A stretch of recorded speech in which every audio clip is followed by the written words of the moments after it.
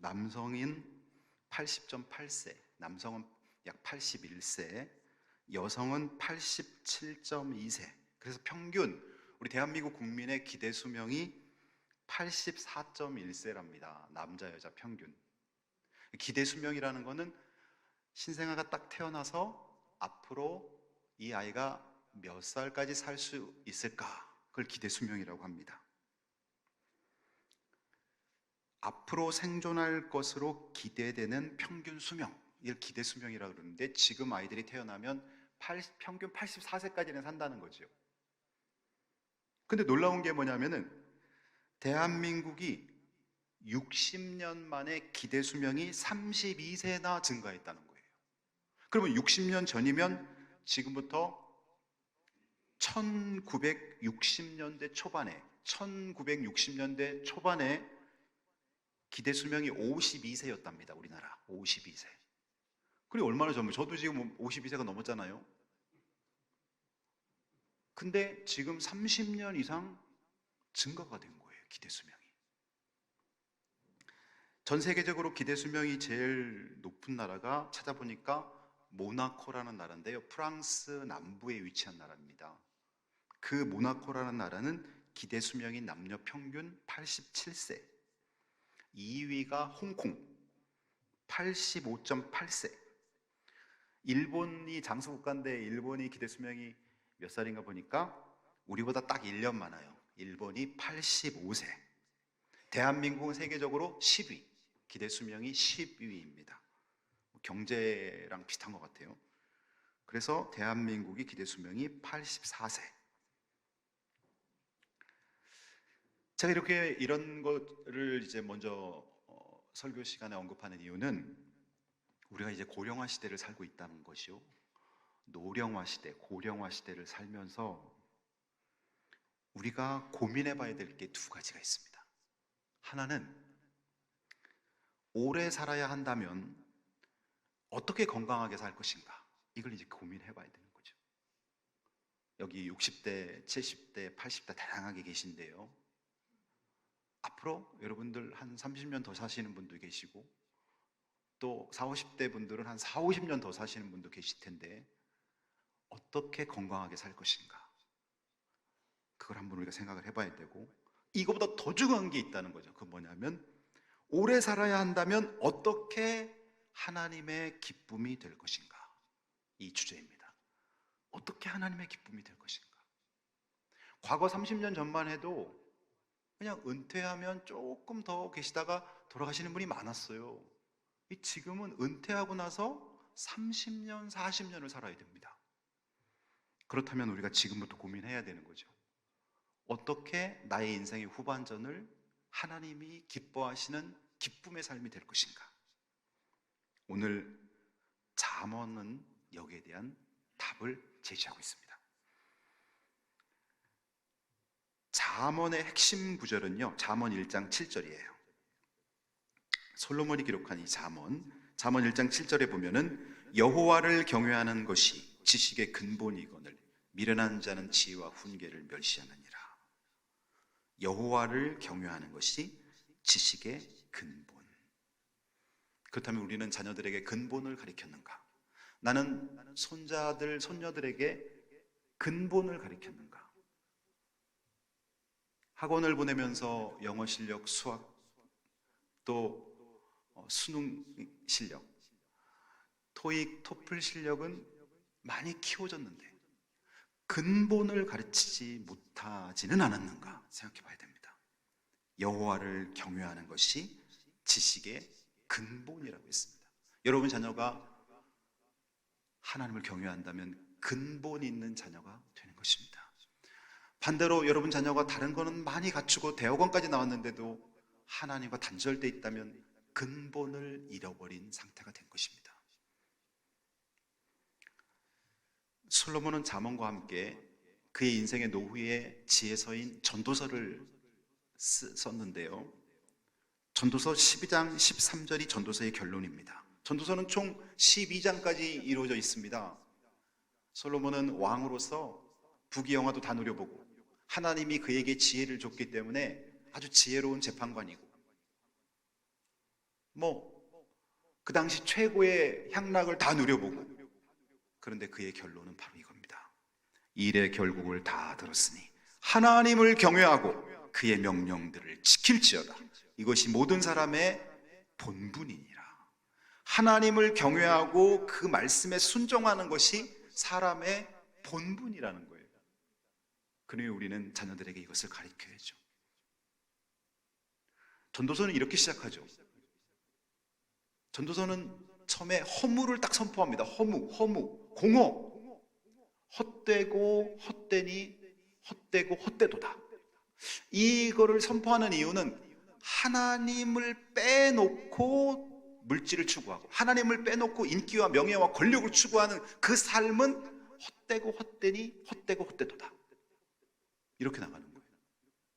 그래서 솔로몬이 이 말을 의도적으로 한 거예요. 인생은 헛된 것이야. 외모도 건강도 다 사라져버릴 것이야. 인기와 명예도 어느 날 다 날개 달고 날아가 버릴 것이야. 그런데 여호와를 경외하는 그 신앙, 그래서 하나님과의 그 관계, 하나님이 주시는 축복, 하나님의 언약, 이거는 영원하니 하나님 없는 인생은 헛되고 헛되니 헛되고 헛되도다. 그러면서 이 결론을 낸 거예요. 이 일의 결국을 다 들었으니 하나님을 경외하고 그의 명령을 지킬지어다. 이것이 모든 사람의 본분이니라. 오늘 잠언 3장은요 젊은이들에게 주는 교훈입니다. 잠언 전체가 다 지혜서이지만 잠언 3장은 특별히 젊은이들을 향한 교훈입니다. 그러니 여러분 자녀들에게 잠언 3장에서 주옥 같은 말씀들을 선별해서 암송시키면 참 좋겠죠?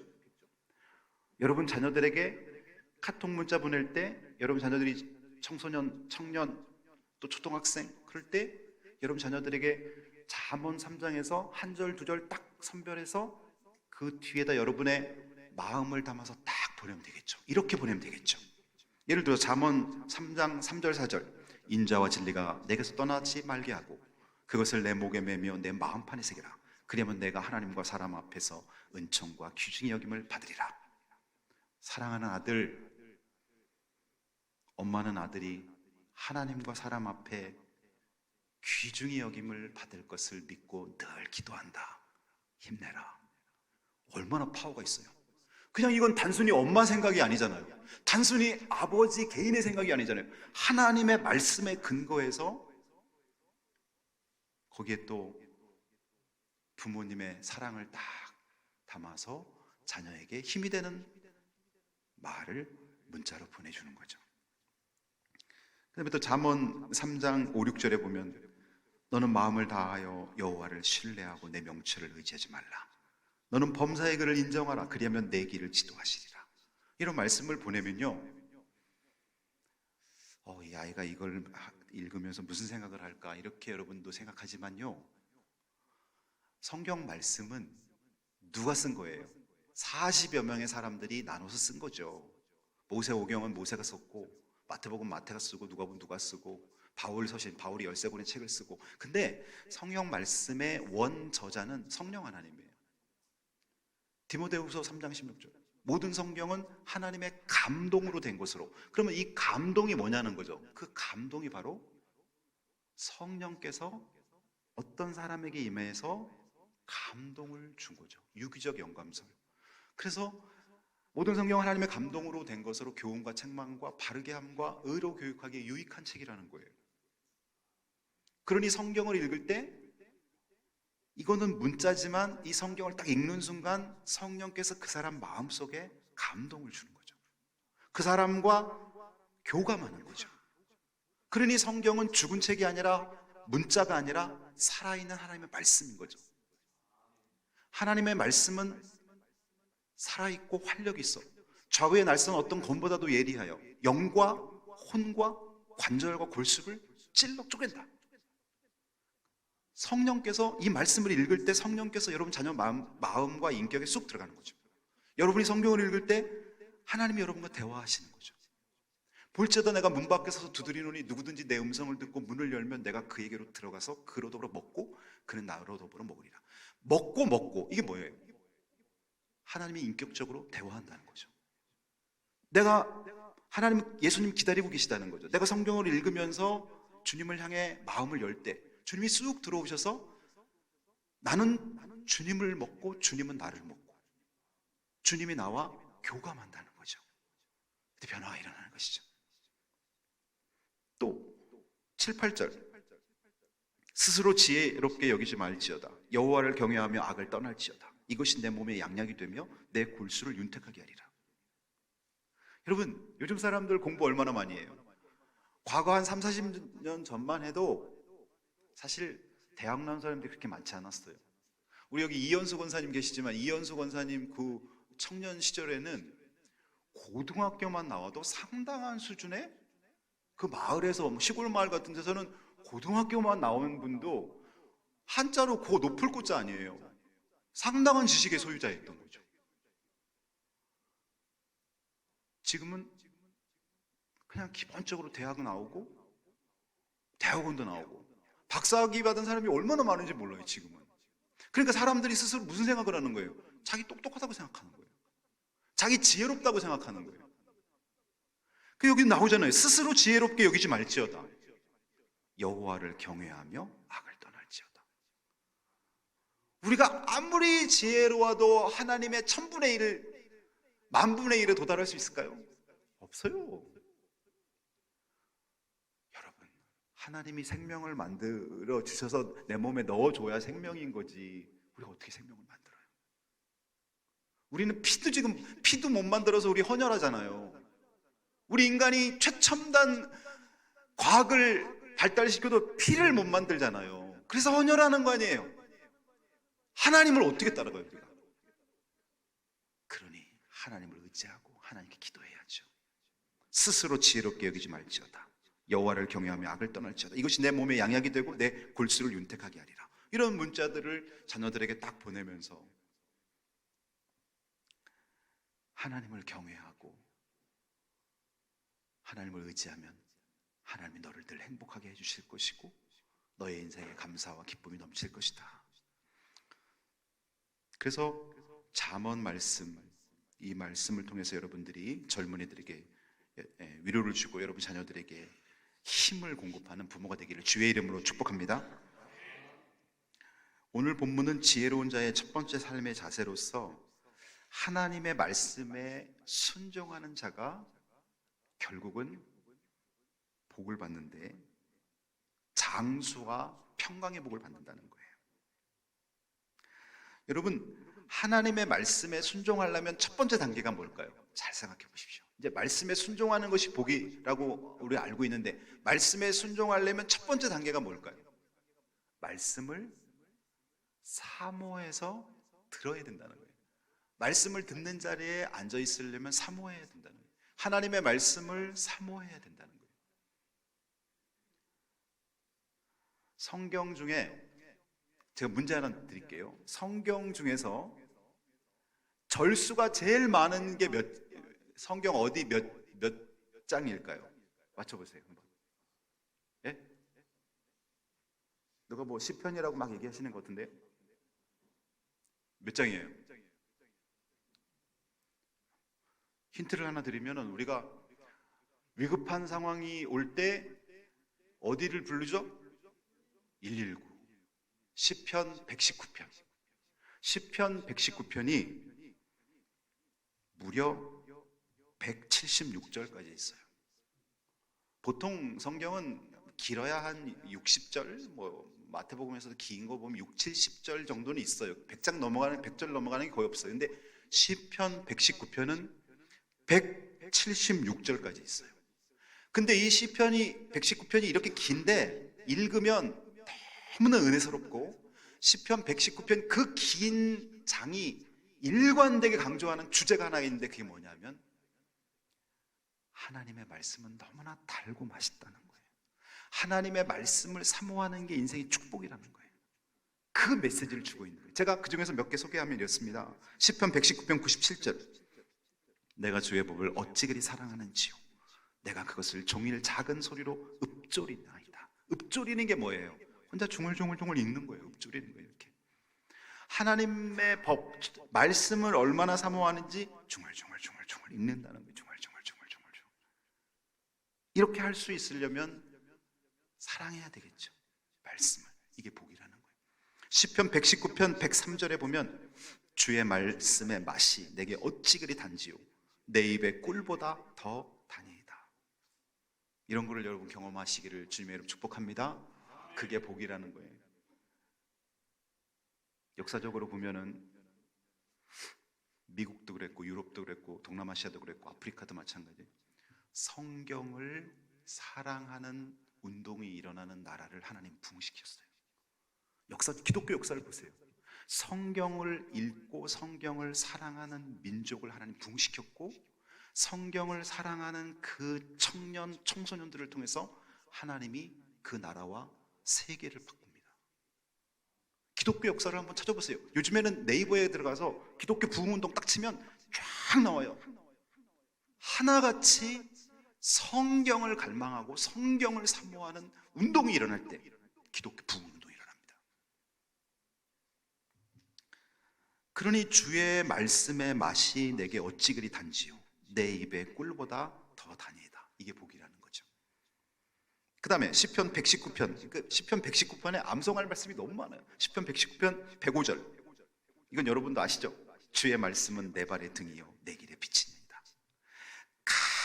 캄캄한 밤에 아무것도 안 보이는데 내 발에 등이 하나 딱 있다면 어디든 갈 수 있죠. 내 길에 빛이 비친다면 다 갈 수 있죠.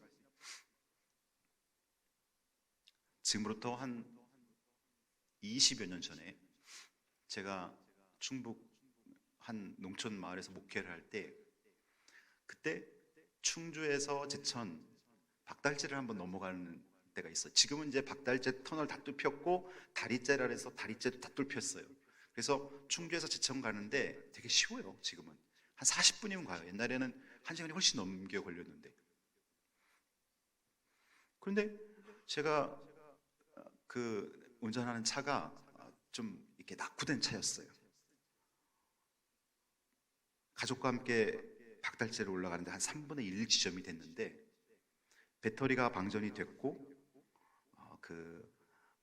레지에이터, 이제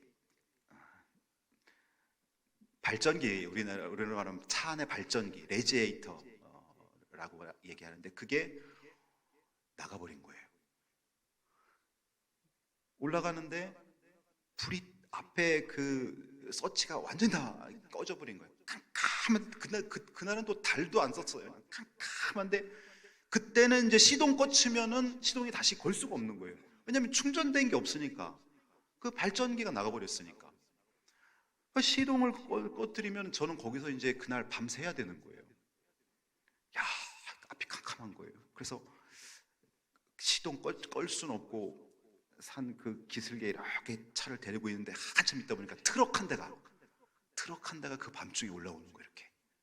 그래서 야, 잘 됐다. 트럭 뒤에 바짝 붙어갖고 제천까지 살살 따라오는 거예요. 그만 따라갖고. 그리고 결국은 트럭은 빨리 안 가니까, 다행히 빨리 안 가니까, 승용차 같으면 빨리 가면 제가 못 따라가잖아요. 트럭이니까 뒤에 살살 따라갖고 박달재를 넘어갔고 와서,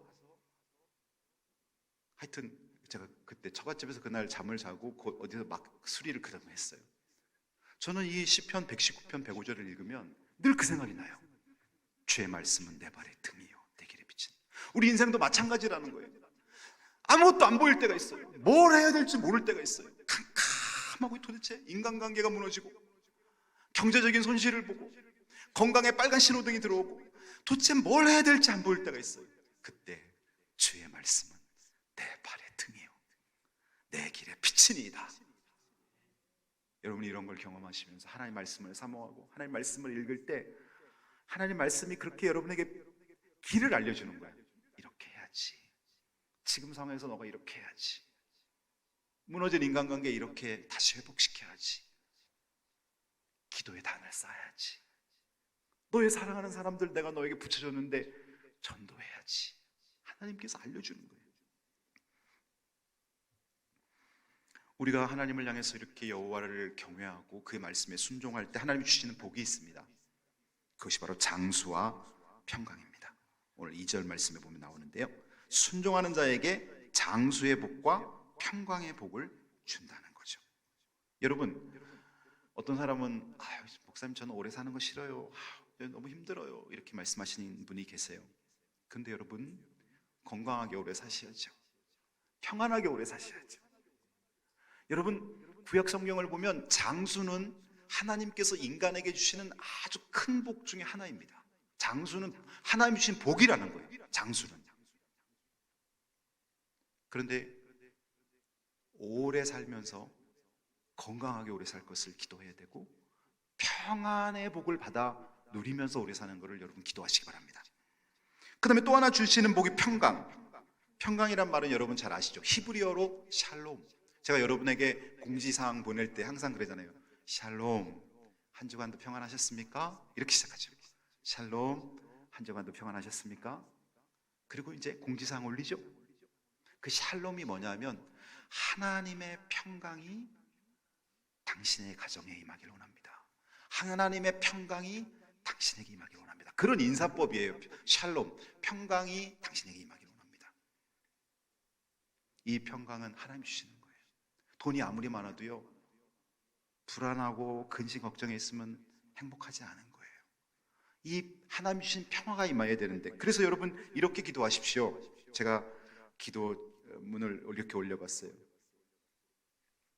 여러분, 하나님이 여러분에게 장수하게 하신다면, 우리 이제 고령화 시대를 살고 있으니까, 하나님, 저에게 장수의 복을 주시려면 건강하고 평안하게 하옵소서.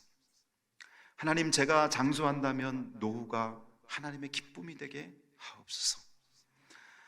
하나님, 나이가 들수록 더 전도하게 하시고 더 사랑하게 하소서. 건강하게 장수하다가 주님 부르실 때 기도하다가 찬송하다가 천국 가게 하소서. 이 기도를 꼭 하시란 말이에요. 지금부터 하셔야 돼요. 우리 그런 말도 있잖아요. 9988 234 99세까지 팔팔하게 살다가 231 다가 4 죽게 하소서. 그 말이 재밌기도 하지만 진짜 그래야 되죠. 231 앓는 거는 왜 하냐면, 내가 그래도 231 앓아야 자녀들이 우리 어머니 우리 아버지 이제 소천하시는구나 준비할 거 아니에요. 자녀들하고 이별할 시간도 줘야 되는 거 아니에요. 우리가 하나님 앞에 남은 일생, 앞으로 그래도 여러분 한 20, 30년 30, 40년 다 남으셨잖아요. 지금 오늘 이 설교를 듣고 정말 하나님을 경외하고 하나님 말씀에 순종하면서 남은 일생 하나님이 기쁨이 되며 사시란 말이에요. 하나님이 기쁨이 되며. 그래서 하나님이 그런 자에게 주는 게 장수와 평안이잖아요. 장수와 평안. 어떤 분은 진짜 이 주일날 예배에 나오셨어요. 그 다음 화요일날 돌아가셨어요. 얼마나 감사해요. 주일날 성도들하고 다 예배드리고 집에 들어가서 좀 감기 몸살처럼 좀 아파가지고 집에서 카세트에다 찬송가 좋아하는 거 찬송가 틀어놓고 자는 듯 마는 듯 돌아가셨어요. 그렇게 돌아가셔야죠. 이거 얼마나 큰 축복입니까? 물론 죽음이라는 건 내 마음대로 할 수 없기 때문에 하나님께 맡기는 거죠. 하나님, 제가 주를 위해 살겠습니다. 주님의 기쁨이 되겠습니다. 주님, 제가 기도하다가 천국 가게 하소서. 제가 찬양 부르다가 천국 가게 하소서. 제가 장수의 복을 하나님 주신다면 건강하고 평안하게 장수하게 하소서. 그런 기도를 지금부터 빠짐없이 드리란 말이에요. 많은 기도를 하면서 이런 기도를 못하는 분들이 많아요. 지금부터 하시란 말이에요. 왜? 너희가 갈지라도 자식에게 좋은 것을 줄 줄 알거든. 하물며 하늘에 계신 너희 아버지께서 구하는 자에게 좋은 것을 주시지 않겠느냐. 기도하십시오. 하나님은 좋은 것을 주시는 분이십니다.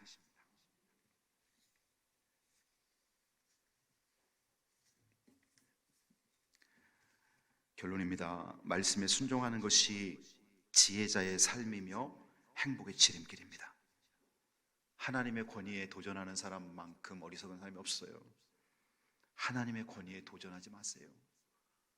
성경을 막 분석해가지고 이거는 맞고 이건 틀리고, 본인이 얼마나 똑똑하길래 본인 생각도 매년 바뀌면서 무슨 하나님의 말씀을 분석해가지고 비평하고 그러면 안 돼요. 여러분, 하나님 말씀, 주님 온전한 하나님 말씀 내가 믿습니다. 맛있게 달콤하게 먹고 순종하는 거죠.